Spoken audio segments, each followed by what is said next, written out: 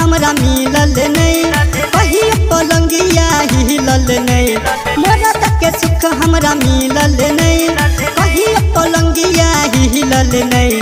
पलंग पर रही गेली टंगरी पसार, ओ करे नहीं भतार।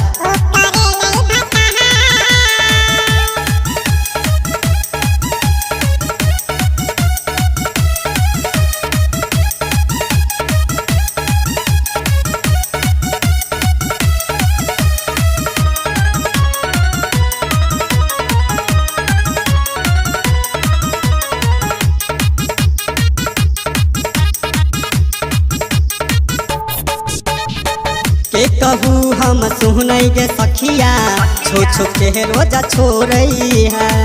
लइका देना तेज पर रोज रोज तके यहाँ के धो गई है।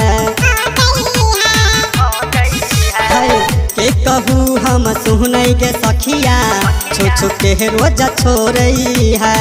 लइका देना रोज सेज पर तके यहाँ के धो गई है।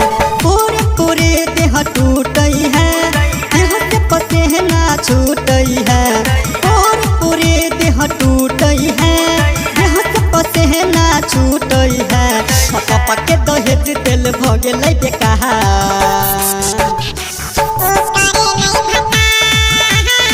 ओ करे नहीं भतार।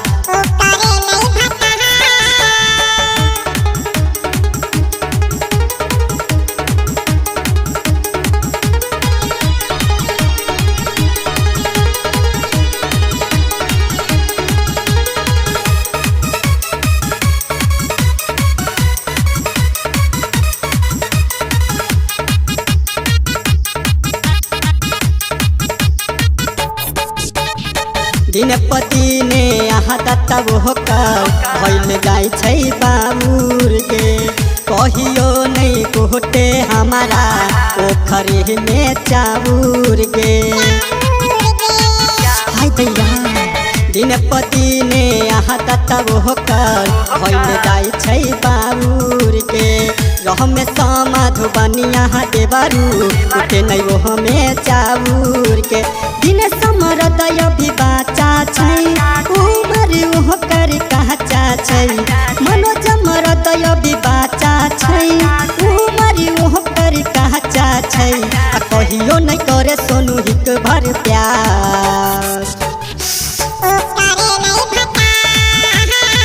ओ करे नहीं भतार। मरद के सुख हमरा मिलल नहीं, कहियो पलंगिया हिलल नहीं। मरद के सुख हमरा मिलल नहीं, कहियो पलंगिया हिलल नहीं। पलंग पर रही गेली टंगरी पसार।